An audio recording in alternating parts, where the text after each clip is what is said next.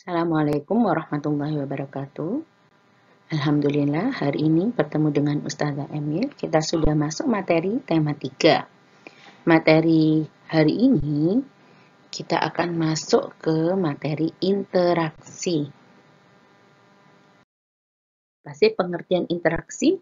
Interaksi adalah suatu jenis tindakan yang terjadi ketika dua atau lebih objek mempengaruhi atau memiliki efek satu sama lain. Manusia dibagi menjadi dua, yaitu interaksi alam dan interaksi sosial. Interaksi alam disebut dengan interaksi dengan lingkungan hidup. Interaksi ini terjadi antara makhluk hidup dengan lingkungan sekitarnya. Interaksi ini mempengaruhi kegiatan ekonomi masyarakat. Contohnya, gambar yang pertama yaitu nelayan sedang mencari ikan di laut. Nah, kegiatan ini, kegiatan interaksi antara nelayan dengan lingkungan laut itu mempengaruhi kegiatan ekonomi masyarakat, mempengaruhi kegiatan ekonomi nelayan. Dengan mencari ikan di laut, maka nelayan akan mendapatkan uang. Begitu juga dengan gambar yang kedua. Gambar yang kedua yaitu petani sedang menggarap sawahnya. Interaksi antara petani dengan sawah itu juga mempengaruhi kegiatan ekonomi. Dan akhirnya petani akan menghasilkan padi yang bisa dijual dan digunakan sendiri. Interaksi yang kedua yaitu interaksi sosial. Interaksi sosial adalah hubungan timbal balik antara dua orang atau lebih. Saat berinteraksi, manusia akan berkomunikasi dengan orang lain.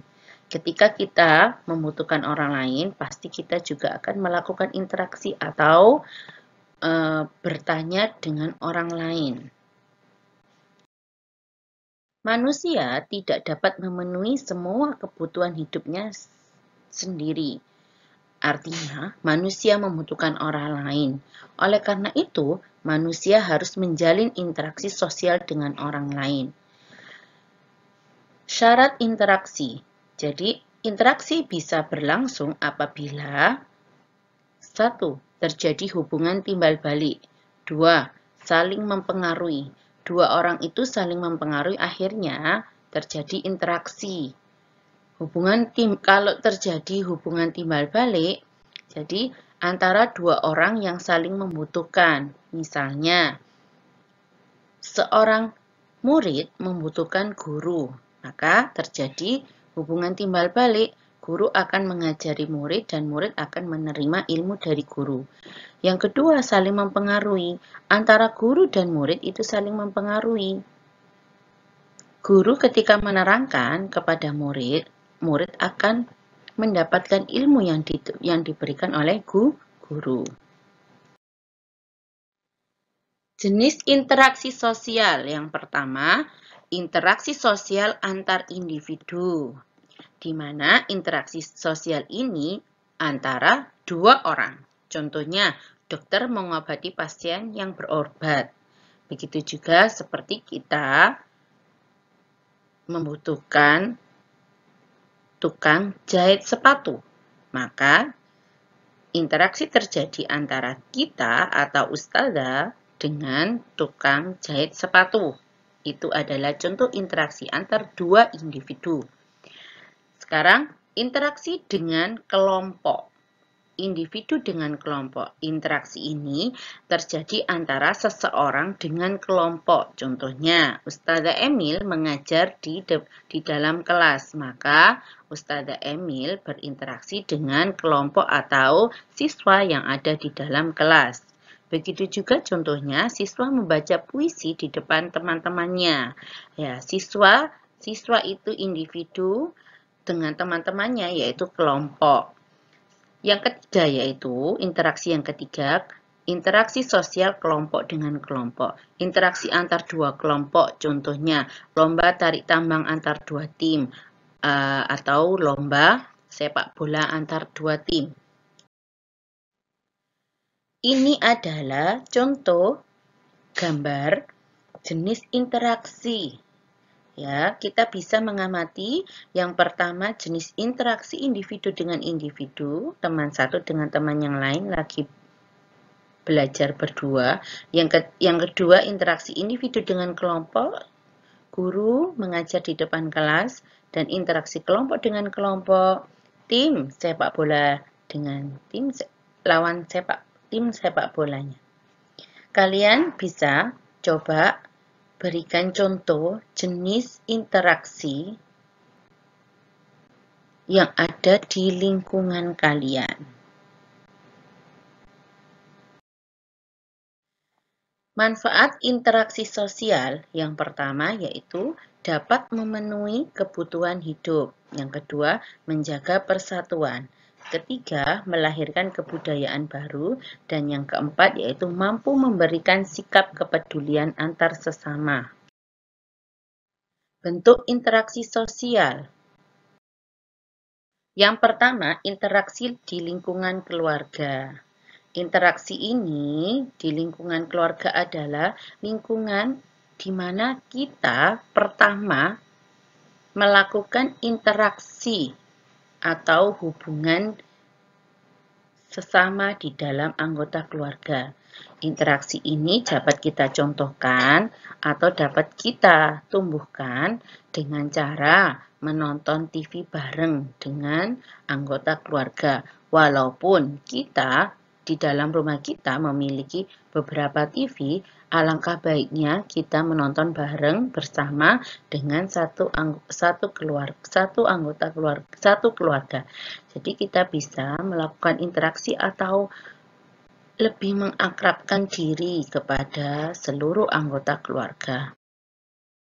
Yang kedua yaitu interaksi dengan lingkungan di lingkungan sekolah. Contohnya, saya contohkan di sini, anak-anak sedang bermain di sekolah.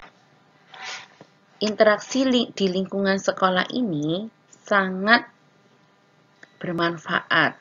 Yang pertama, kita bisa mengenal teman kita, dan yang kedua, kita juga bisa menjaga kekompakan kita terhadap teman-teman kita.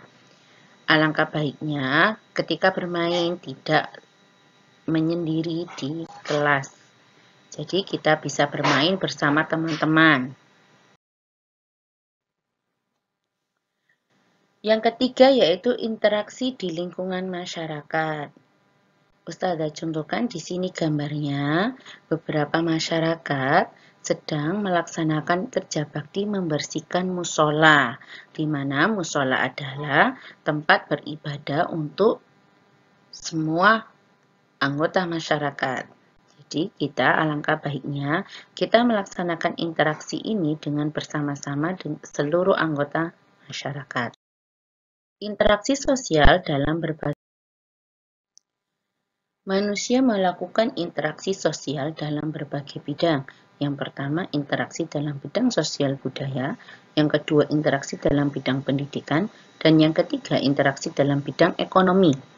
Interaksi dalam bidang budaya itu dapat berlangsung atau terlaksana dalam kehidupan bermasyarakat.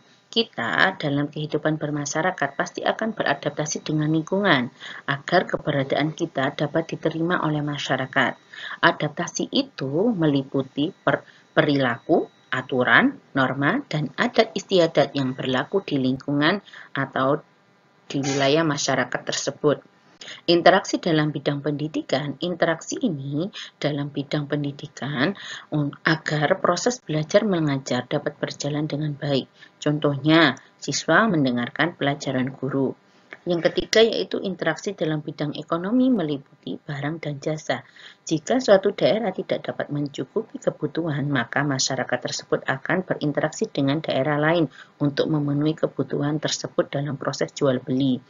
Interaksi dalam bidang ekonomi ini, sebagaimana manusia tidak dapat hidup sendiri, manusia membutuhkan orang lain, maka kita akan melakukan interaksi.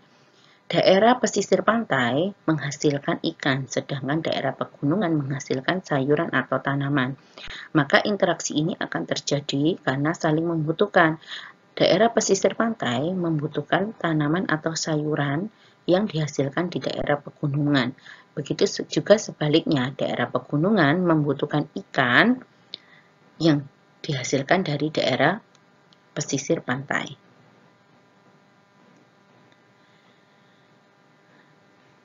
Sekian materi hari ini yang Ustazah bahas tentang interaksi.